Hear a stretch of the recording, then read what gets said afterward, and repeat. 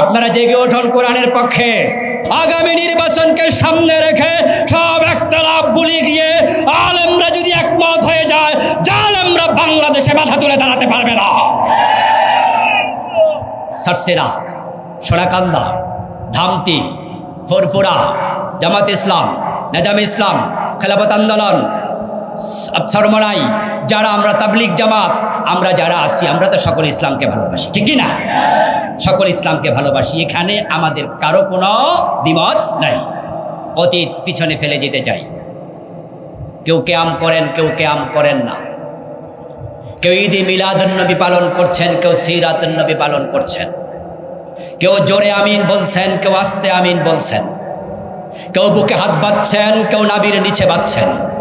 আপনারা যারা ইসলামের এই বিধানগুলো নিয়ে ইখতিলাফ করছেন, প্রত্যেকেই তাদের ইখতিলাফের পক্ষে কোরআন হাদিসের দলিলও আবার দিচ্ছেন। এতে বোঝা যায় আমাদের ইখতিলাফগুলো কোরআন হাদিস কেন্দ্রিকের বাহিরে নয়। ডক্টর ইউনূস এবং তার অন্তর্বর্তীকালীন সরকার নিরপেক্ষ নির্বাচন যখন দেবে, 1 বছর পর, 2 বছর পর, 3 বছর পর যখনই দেয়, আমরা কোরআনওয়ালা যদি একমত হয়ে যাই, আমরা আর বিএনপি, আওয়ামী লীগ, জাতীয় পার্টি চাই না।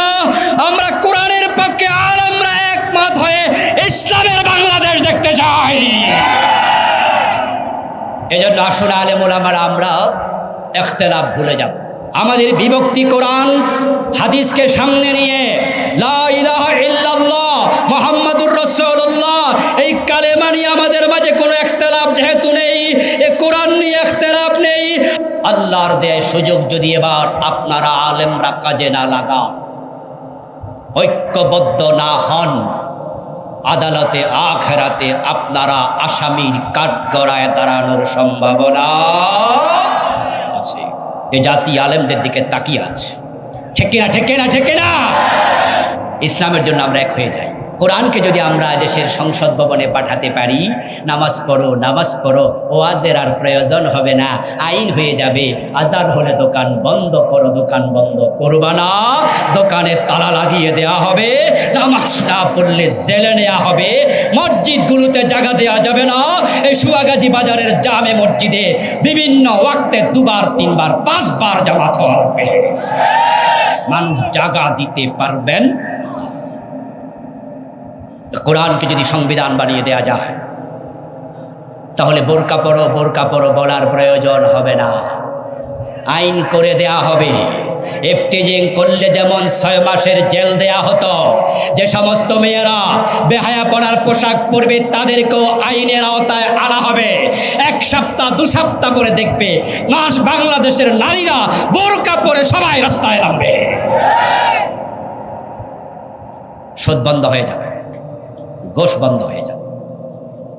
ছাত্র জনতার বিপ্লবের পরে বাংলাদেশের থানাগুলোতে ঘোষ আগের মতো চলে না, কিছু কমছে। বরং ঢাকা শহরে আমরা দেখি অনেক ট্রাফিক পুলিশের মন খারাপ,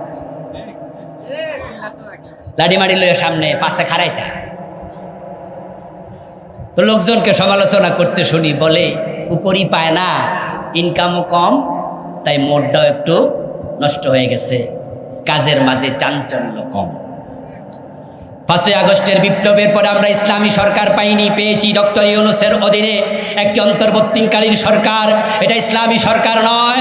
ইসলামী সরকার না এসেও যদি ঘোষ কমে যেতে পারে, অন্যায় আগের মতো না চলে কমে যেতে পারে, ইসলামী সরকার যদি বাংলাদেশে এসে যায়, মদিনার শান্তি বাংলাদেশে আবার ফিরে আসবে।